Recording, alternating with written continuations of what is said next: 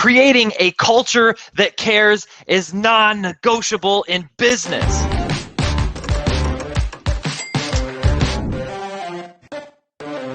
Sales Ascender, Chris here. Hey, you're back for another Spotlight series, and today's fellow Sales Ascender is coming to us with a huge topic that we need to dive into. Creating a culture that cares. Creating a culture in general is huge. It's a game changer, not just for us, but yes, for our team. And when our team is caring and sharing our message and our products and services with the market, guess what? It's a lot more fun for us. Why? What we feel is that burden, that weight that's on us as leaders start to be distributed. It lightens the load a little bit. It makes entrepreneurship almost bearable. So that's why we brought on today's guest, which is Rnold. Rnold, good to see you, man. Good to be here. Thanks for having me. Yeah, and where is here? We were just chatting about this a little bit ago. Yeah, I'm up at Okanagan Lake helping a buddy build his dream home, and so I got a bit of sunshine action here. So hopefully it all works out. It instantly makes. I love being around the water, lake, ocean, all of it. I used to live in Hawaii for 4 years of my life, and anyway, so it just makes me happier talking to you, knowing you're out at the lake right now. Hey, we're getting into a really important topic for everyone listening, watching, tuning in. Hang around. You're going to want to hear what Rnold has to say, because he is the founder and creator of the Connection app. He is able to help people be more present and connect more specifically within an organization. In fact, what's the recent contract you just signed? I'm working with a local municipality that has about 7,000 employees. Yeah. 7,000 employees. So there's a lot of team, a lot of culture. This is his bread and butter, and there will be actionable things that you can listen to and take today. We're finding people like Rnold on the front lines, facing real challenges, real problems, and getting real results and real answers. So this is what's bringing people together. Imagine listening to this and bringing your team closer together to get bigger and faster results. Even if they were only the same, but mentally and emotionally, you just enjoyed going through the day and connecting with your team better. That's just going to come out in your content and your marketing. It's going to come out in sales, even in operations as well. So, hey, there's a couple phrases I want to throw at you, Rnold. You've mentioned in our, earlier when we were just chatting a little bit, and also in other conversations we've had, this concept of leading from the bottom. Can you tell us more about that? As a leader, it can be really lonely. And you have so many burdens on your time. You got to execute strategy. You got to think about, where the money's going.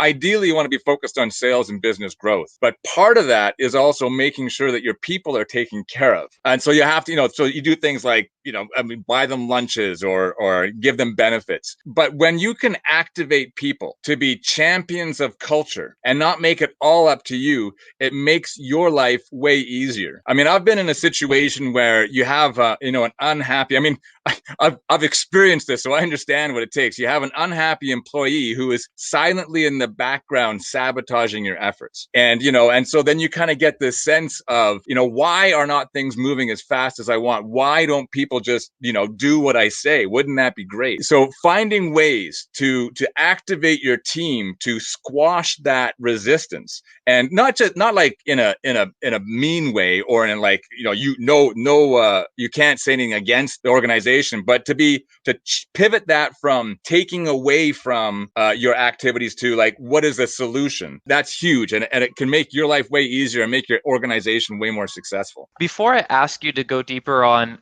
what a culture champion is, let's focus on what it isn't, because what I want everyone to kind of hear and feel right now in this moment is, I want them to feel in their business where their business is hurting, where their business is lacking from not having a culture champion type culture within their business. So in other words, there's all of us business owners fall into this. We don't know what we don't know, or we get used to what we're used to in our environment. We just kind of get through it. I want all of us to be able to hear, feel, and see where things are breaking down in our business that we're just not aware of. I want to increase awareness for all business owners right now. So, what's the opposite of a culture champion, and how is that hurting the business? Yeah, I think it's a pretty big question, but one of the things that's really important to understand is that the actions that really diminish relationships are all automatic. Like, nobody chooses to be overly critical or overly controlling. No, but that's often, it's a reaction that happens based on fear, and that's automatic. And so in the research that I've done around this, it's all about what's fascinating is the actions that kind of push people apart and cause friction happen without you consciously choosing them. Those are all automatic. But the ones that bring people together have to be a conscious choice or a habit. And of course, successful people have already developed these habits, that moment of dealing with fear and turning that into motivation. Like, we develop these positive habits. But in an organization, people who are really critical of each other, or people who are always complaining, or people who are just naysayers, like everything's negation. Oh, we can't do that. We tried that before. I mean, that just saps people's energy, and you have to, and to try and overcome that is a real drag. It's no fun. Here's one big takeaway that I heard from what you said. You have to be proactive. You have to have intentional habit that creates the culture that you want. It's not reactive. And so I think what comes to mind, honestly, the first thing that came to mind is, and Sean, our co-founder and business partner here, does a great job of always advocating and leading this, always doing wins in the beginning of every team meeting. What's your win? What's your win? And we've done this for years now. It is a habit. And when we just brought on some new team members, they always struggle in the beginning. Or at least I haven't met anyone that doesn't yet. And they're like, oh, okay, my win. Okay. That's right. But by the end of doing it, we're building that neuroplasticity, that practice of what is good, what is working, bringing that to mind. It's a very intentional, deliberate thing. I hear that example kind of comes to mind as being, what are some other best practices or deliberate things that build culture champions? I want to talk about that, but I just want to say, when you ask someone to share a success, you can actually see their physiology change. So if someone's in there, because they're usually nervous, right? They're in their sympathetic nervous system. They're in that kind of fight or flight response. You'll see the moment where they find something positive, their shoulders will relax, and their face will relax. They'll get a bit of a smile, and they'll go, I guess this. And you can actually see the moment they switch from their sympathetic nervous system to their parasympathetic nervous system. And that's so important for health. But I mean, one of the big ones is criticism. And it's in an organization, we think from a leadership perspective that we need to criticize people. We need to give people advice about what they can do better. Now, if you look at yourself, there's very few times where something happens and you go, I have no idea why that happened. I mean, sometimes there is. Sometimes you need some like that expert advice. So what we know from science is that that the bottom performers, like the low 30%, they really benefit from critical advice, from making sure. And oftentimes you need to build them up first. So they're in that moment of discouragement. And so without that, if you just give them the criticism, sometimes it can break them a little bit, And so, but if you can take your bottom performers and encourage them so they believe in themselves, and then give them the information they need, then your organization really has a chance to excel. But oftentimes there's a fear barrier. And so we miss that encouragement piece. We miss that piece of helping them to believe in themselves. And, encouragement, helping people, telling people why you think they will succeed. Usually it's just, we kind of default to, hey, you can do it. Come on, you got this. And although that is helpful, ultimately helping them to see some of the challenges they've already overcome to get where they are now, or some of their talents or characteristics that they use to be successful. Hey, you know what? You're super determined. You got this. You can make this happen. By highlighting what they know for sure they have, that encouragement allows them to then take in the criticism, not as something that's going to defeat them, but they can stand on to take the next step. And in fact, what we've learned about your top performers, they will actually get way better results from encouragement than from criticism. So even like 50% and up, you're going to see a way bigger boost of if you're encouraging or appreciating them than you will with criticism.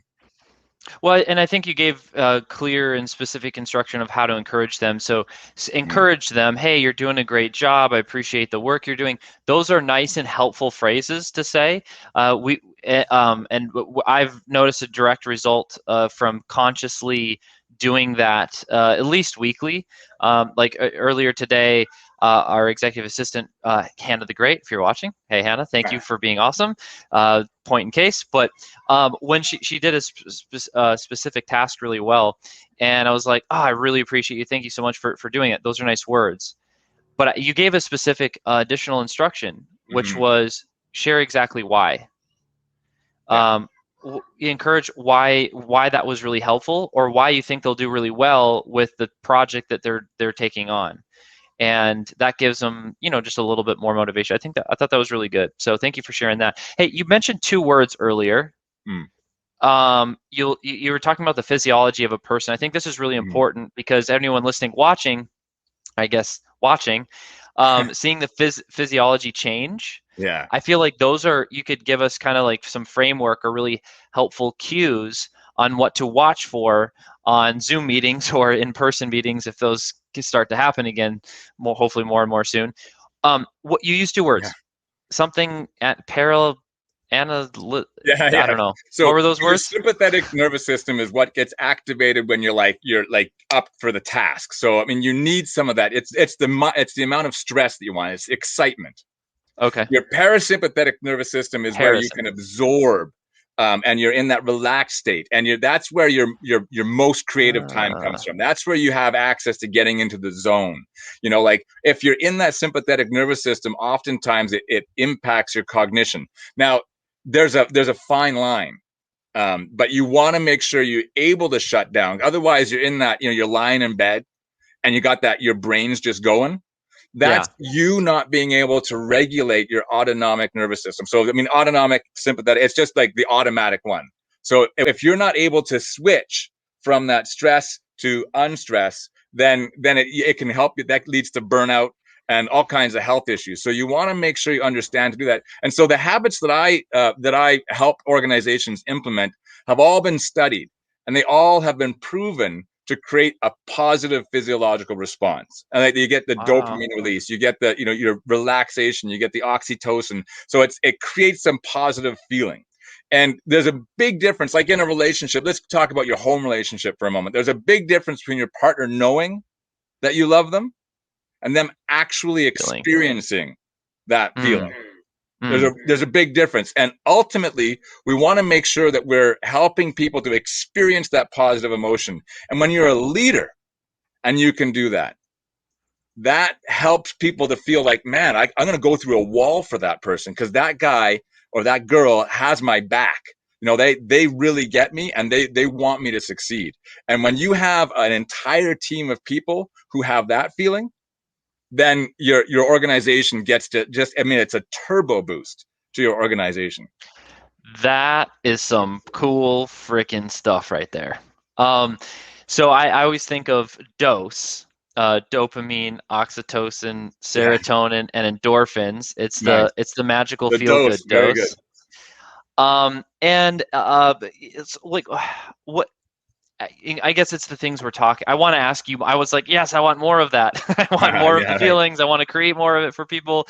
What are? And I guess this kind of actually let's transition into habits a little bit, right? Because what are the triggers? How do we trigger those things? And I know you do a really good job at articulating three key things for everyone to focus on in order to create a habit, and certainly a new habit. Can you talk about those three things? Yeah, I mean, just before I get into that, one of the reasons why I built the app in the first place is because I was doing, corporate consulting, helping people with kind of culture development and people development and performance management. And I just noticed how much, like, we would go in and they would come for this weekend course or a half day. We would go and work with people. People would be like, man, this is great stuff. This is like, they'd be blown away. They'd be like so happy with the content. At the end, they'd be shaking their hands, 5-star reviews, all that kind of stuff. But then, 2 weeks later, 3 weeks later, how are they implementing the actions? And they don't.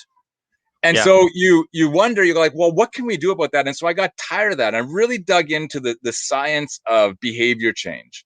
And the reality is that you need three things in order for an action to happen. Like, so that session gives them the motivation. Like, I can do it. It gives them the ability. So you need motivation, which is often where we focus. When we go to see Tony Robbins speak, we go like, yeah, I'm excited. I'm motivated to take action. But the next piece is ability.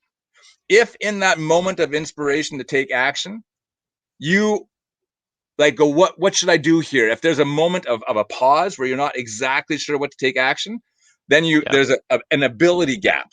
But if you're Okay. crystal clear on the action that you want to take when you in that moment, then you're more likely to take it. But the last piece that is a trigger. And this is often, as a leader, I mean, every leader has the experience of I've told them a dozen times, 100 times.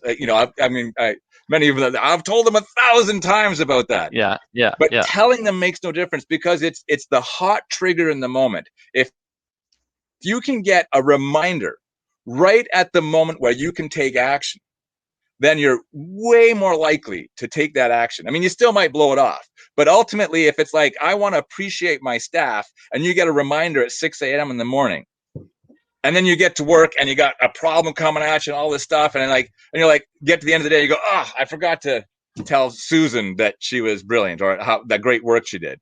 But if like on your coffee break or you're sitting down at 9 a.m. and you sit down at your desk and you get a reminder in that moment, don't forget to send that supportive message. You go, oh yeah, I can take action before I dig into the day. Boom, it's done. And it doesn't take that long. But if you don't get that reminder, oftentimes it can just knock you off kilter. But the other piece is if you get that reminder and Yeah. you're like, oh, okay, appreciative message. What do I need to do? What was that? And then someone interrupts you and then you lose it. But if Yep. you know exactly what you're going to do in that moment, if you've kind of got that skill built up, that's the ability piece.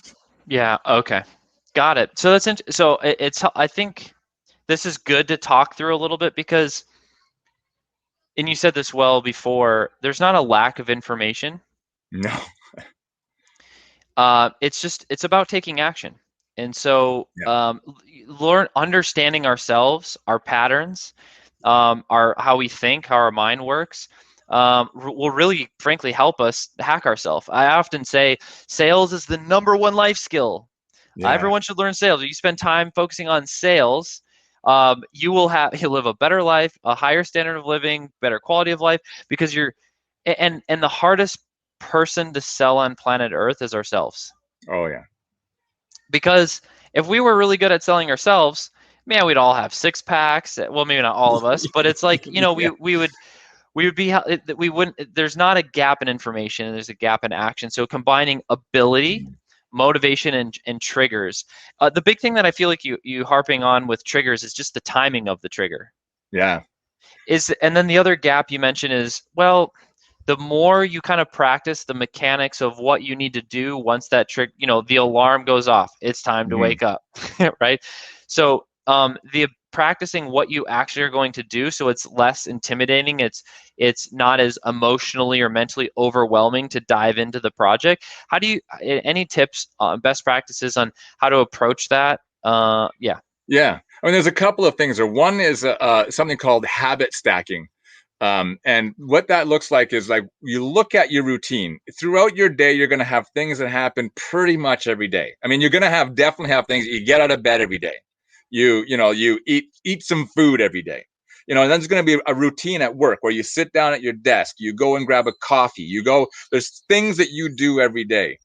And initially we use the technology to find the places in your routine to take the actions that's going to give you the results you want. But eventually, what happens is after a while, you don't need the technology anymore. I built my technology so you grow out of it. And eventually, what happens is when you grab your coffee, that becomes the trigger for you to take the action. That's when you go like, oh yeah, I'm going to just quickly share appreciation for one of my staff members. So I'm going to either say that in that moment, or I'm going to also grab a coffee and deliver it to my executive assistant or deliver it to my sales superstar and say, hey, I was getting a coffee for myself and here you go. And so that becomes a trigger for you to do these positive actions. But most of the time, I don't know if you I'm locked in a problem. Right. Like I'm usually at work, I'm like dealing with something. How do I solve this? And then I'm thinking about it. I got to take a break. I go get a coffee and it never goes away. Yeah, it's processing in Right. the And back of then your you mind. go through and then but if you go and grab the coffee, you go, oh, that's the moment where you go, you get taken out of your, your kind of whatever you're in and actually take the action. Because that's the challenge for most managers is it's not like we don't want to have our staff feel unappreciated, or we don't want to, like, we Right. want to encourage them. Yeah. But it's like we have a lot of demands on our time. It's so being able to kind of reduce the amount of time you need to think about the action and make it automatic. This is how I appreciate. So I say thank you. I say, and the impact of what it was. And I'm really specific. So I thank you for something specific, the impact that it had on me. So when you Mm, can do, when good you formula. appreciate someone in that way, it elevates that appreciation to the new level. So, I mean, that's one of the things about appreciation that can go a long way. And, there's a story I was working with, there was two companies merging. And I was working with the manager. She had a big team. Two teams came together, and she had a great relationship with one team, but the new team kept excluding her from meetings or for like emails. And she was sharing that she's been dealing with this problem for a couple of months, and but brought it up a few times in meetings. Hey, make sure you Yeah. CC me in that, or like all this stuff. And then she was at the cusp of saying, like, I think I need to take this to upper management because this is a problem. And I worked with her, and she just implemented the habit of appreciation. And she would do it throughout the day with different people. And lo and behold, in about just over a week, she started getting included in the emails. She started getting Really. invited to the meetings. And, and so for her, she was thrilled because it, is this problem that she'd been dealing with for a while. It was going to be this, potentially this big upheaval to try and bring him in this. And she just focused on appreciation, and the problem evaporated.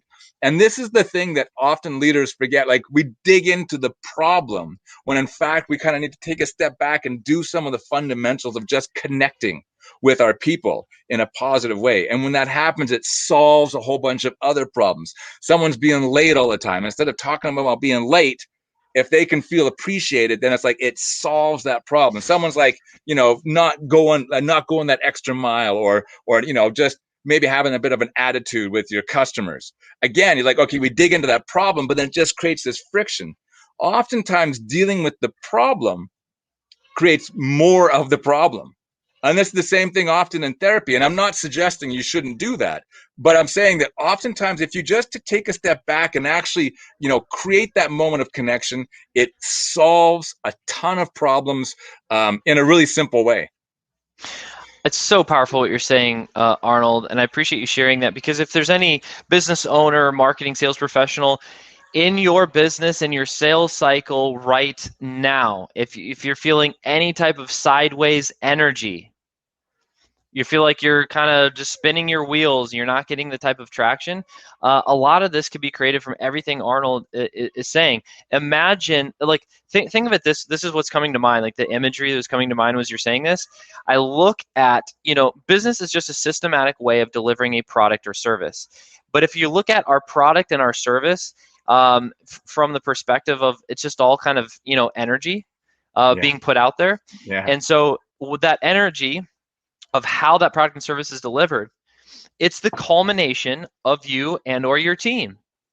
Yeah. And so when you have higher connection, there's more focus, there's more excitement, there is literally more energy being put into that thing, and that is what's going into the market. And it's incalculable. You can't calculate how much, how irresistible, how attractive that is, and Yeah. how much that's going to impact sales. It'll shorten your sales cycles. It'll increase conversions. It's the thing that will reduce meeting time.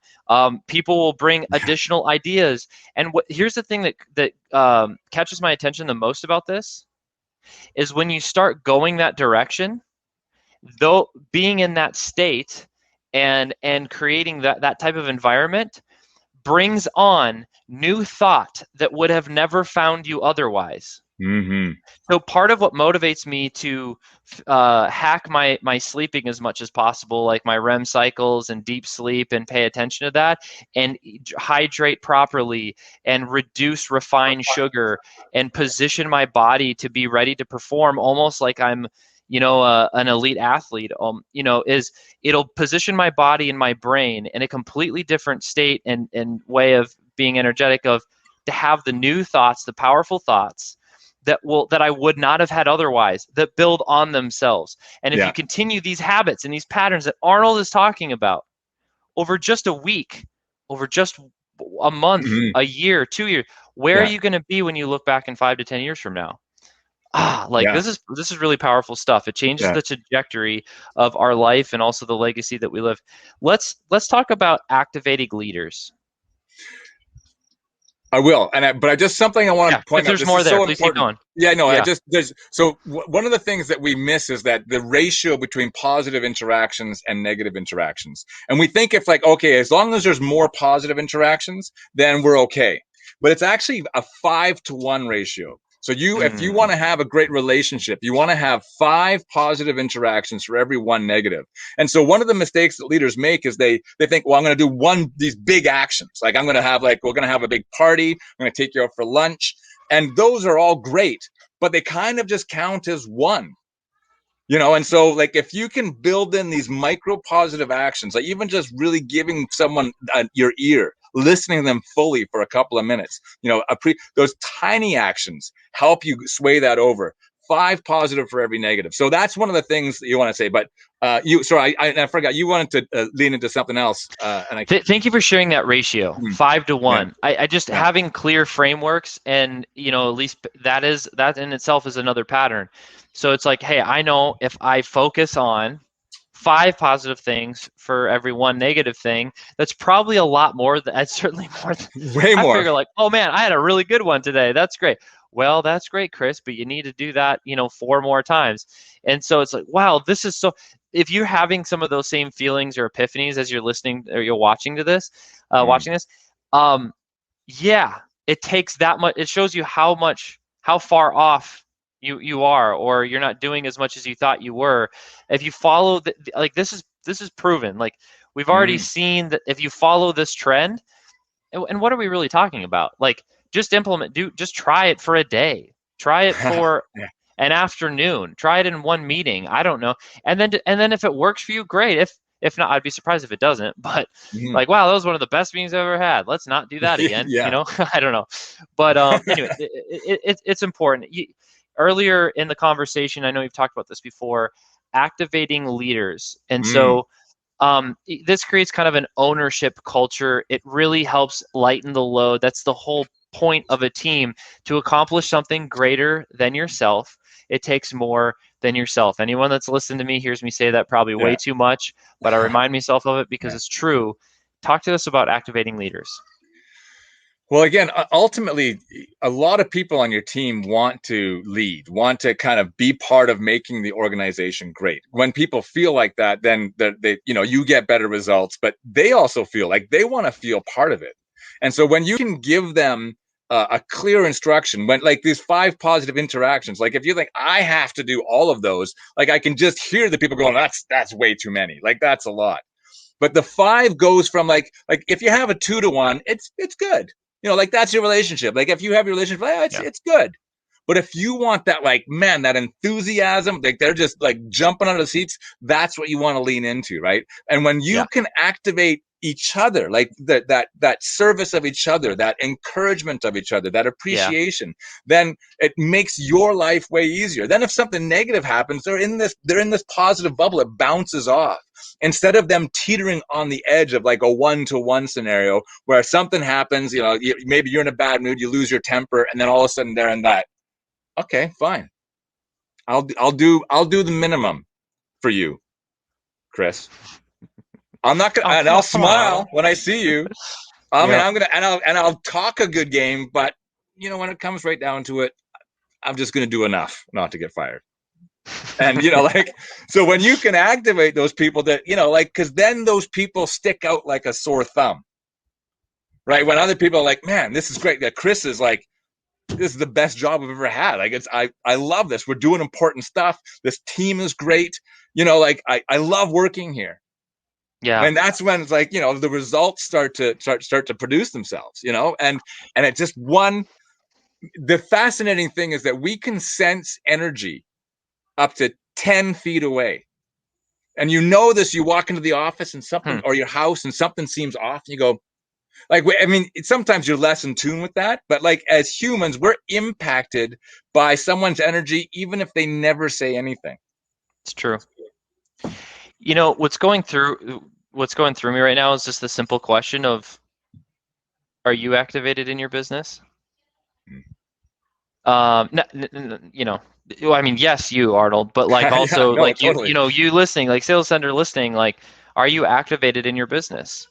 You know, is the energy, and whether, hey, I know, I love how you mentioned 10 feet, you know, Hmm. geographically if we're in the same location, but a lot of us being virtual, even if you're hopping on Zoom, what are you ultimately, like, what are you bringing into the meeting? What are you bringing into each meeting? It's actually something like each morning I spend a little bit of time on, just kind of in prayer, to be frank, getting Hmm. ready for the day, getting ready mentally, emotionally, spiritually, physically. Like, I'll take a cold shower because I hate Nice. them. Yeah. Like, I feel like if I can get through this, it's a trigger, it's an activation thing. Nice. But you know, so anyway, I have my routine and my different habits and practices that will just kind of, you know, shock me a little bit. Hmm. And I, no, look, not that I always nail it. I'm sure my team can say this is your best, right? But Yeah, that's there's a great. clear pattern and habit and a thought of, hey, okay, wait, I got to check myself, because last night I was having, you know, Mhm. I was up late, you know, taking trash out, doing like Yeah. cleaning, blah blah, whatever it is, and I'm still kind of mumbling about that. Or, okay, what are we bringing into our business? What are we bringing into each conversation? Part of the background that you see here, Hmm. um, I'd work in a cardboard box, man. I'd Yeah. wear, you know, I got clothes from high school still. I don't care. You know, that's Yeah. not me. But I was like, man, what am I bringing into? And I'm really challenging our listeners and our viewers with this right now, because it's so powerful. What are we bringing into our conversation, Mhm. into our team, into our meeting each day? This isn't the background. I got like a really cool sign up here that says, "What man is a man that doesn't make the world better?" It's a Mhm. quote from one of my top three favorite movies. All the stuff isn't for me. It's for what I am bringing into each conversation. Right. And anyway, so that all that stuff was going off in me when you were saying that. And I mean, if we're certainly going to ask that of somebody else, we first need to do it ourselves. Yeah, and I think what you said is being activated in your business is so great. And you know, one of the things that as you were talking is sometimes you're off. Like I know for me, sometimes I'm like overcome with doubt, like a big challenge, and you go like, oh, like, should I do this? Can I? Like, You mean the you leader just kind of doesn't get always have down it on together? yourself sometimes. Like that's challenging. But when you go in and your team sometimes lifts you up because they're in the habit of being encouraging. They're in the habit. And you go like, actually, you know what? We can do this. And I think that's the other piece is like to not feel like all Yeah. the burden is on you to be the champion of the culture. Like you can get carried away. Then the culture becomes a thing that's outside you and Yeah, it's it's in bigger the than you. organization. It's an entity that lives, and then you can get caught up with that as well. So when you are having doubt, or when you're experiencing fear, or when you need a boost, it's there, and you're not. Don't feel like you're all alone. And that I think is huge because I know. I mean, it's tough, man. You try and do something new. You're trying to innovate. You know, you get that no or the 50th no, and you go like, when's it going to turn around? You know, you're on that kind of effort results curve. You know, like I gotta just climb this hill. Arnold, I don't know what you're talking about. Yeah. So Yeah, yeah. So I mean, for humans though, Chris, that sometimes people say no to us. Not like for you, but you know, oftentimes right. for other Yeah. humans Yeah. who Yeah, aren't superhuman. it's just been 10 years of commission only and yeses, Arnold.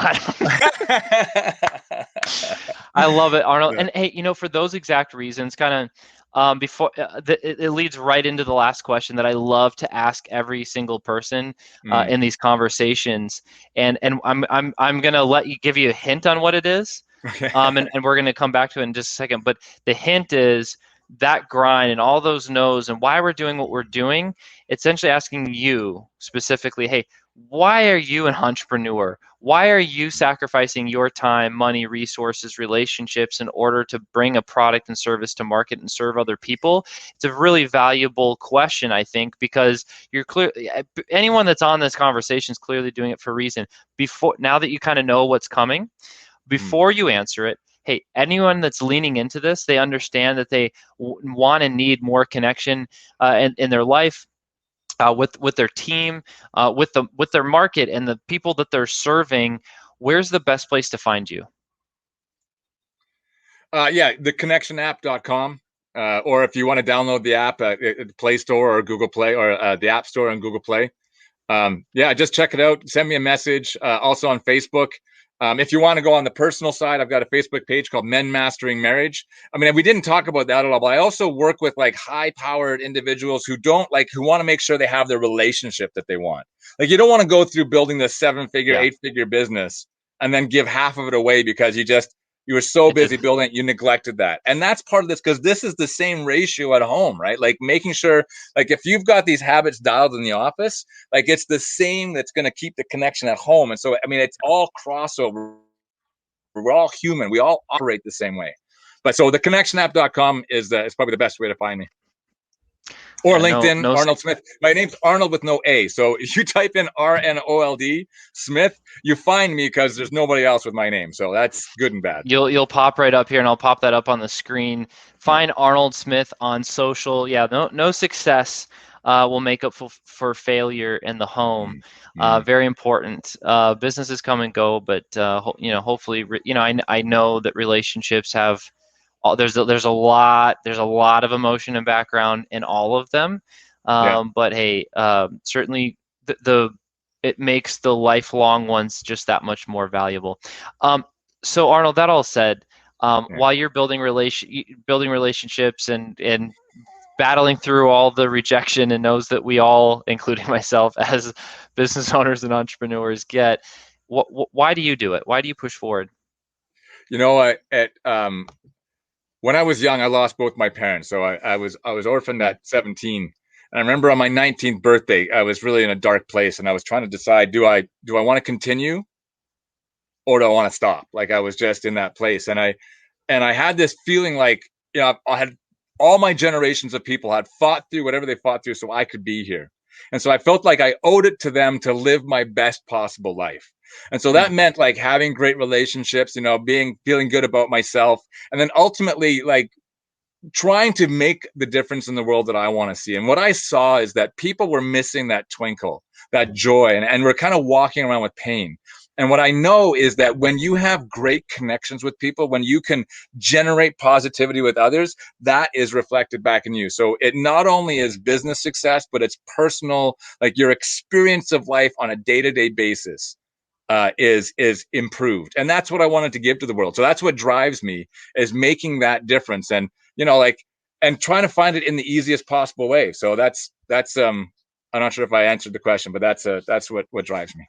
100% answered it perfectly, Arnold. I answered from the heart. Appreciate you sharing. Thank you for spending some time with us. Our faithful Facebook user said, "Ain't nobody got time to lose their loved one and half of the legacy." Hey, if you guys go Yeah. to StreamYard.com/Facebook, click a button or two, your name and face will pop up with us. But hey, thank you for watching. Thank you for commenting. Totally right on with that. Hey, sales ascenders, thank you for listening or watching with us today. Arnold, you did awesome, man. I know there's plenty Yeah. of value, actionable frameworks and takeaways that people have, and thank you so much for doing it and sharing. Yeah. Thanks for having me, Chris. It's been great.